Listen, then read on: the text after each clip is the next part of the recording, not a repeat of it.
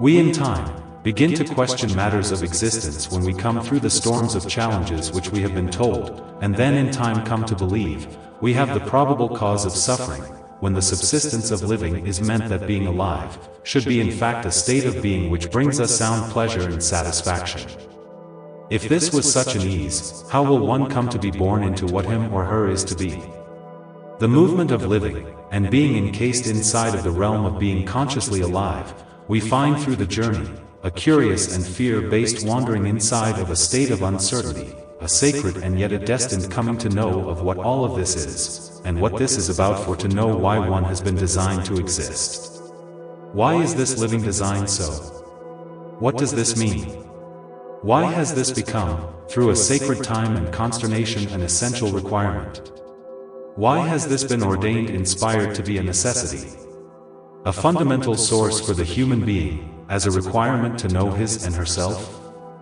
Is there a pattern awaiting those of us, which have been ordained for this, to venture towards for the sake of coming to know what the purpose of existence entails, by way of the suffering of which we bring upon ourselves, one another, and of the pains that we have endured and have come to stand inside of an intellectual misunderstanding which are equivalent to ruins?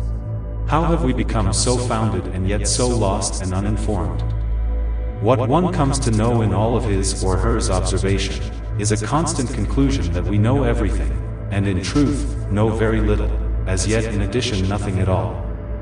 Created inside of that which was designed not of our own consent to participate, as that of a man or woman being arraigned of a moral crime against a humanity, taught by a doctrine which has been designed and intended to tremendously deceive. The fundamental functions of two activating entities which oppose one another, both hold the answers to this intended complicated movement, in which provide them both an identity based upon their fundamental functions. And both are working together of causing that which they both created, to fail or to succeed. The question of humanity is most have suffered to tolerate, what have we done, what have I done? And, is we have encountered something else better, what is this? What is this all about? How long will this last?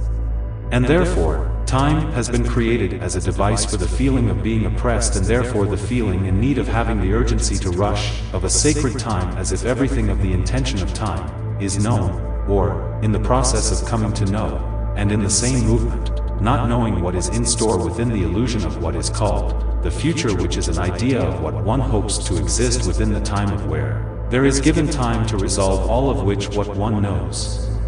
Nothing but to simply exist. For each new day, we assume to know of where we are headed, and in the same thoughts and feelings, unsure if the gift, the prize even exists, because of knowing that time is sacred and thus, not within the control of any human being.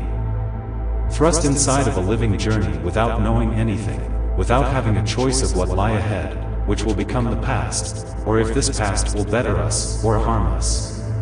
We come to know the essential task within this experience, this is which is to come to know and function as oneself. This holds power within the uncertainties, the fears which has been imbued within the entity of hope. One comes to know that, to know oneself, is to know is the valley of darkness as well as the valleys of blissful times, as we come to know God, which lives inside of us, contained of our very individual essence, revealed to us through the journey. The questions are that which holds the answers. All is within. You must accept the reality that to come to have confidence of what has been placed within, the first order of the wandering should is to assume that the clarity is without measure. Written by David Anthony Brayboy.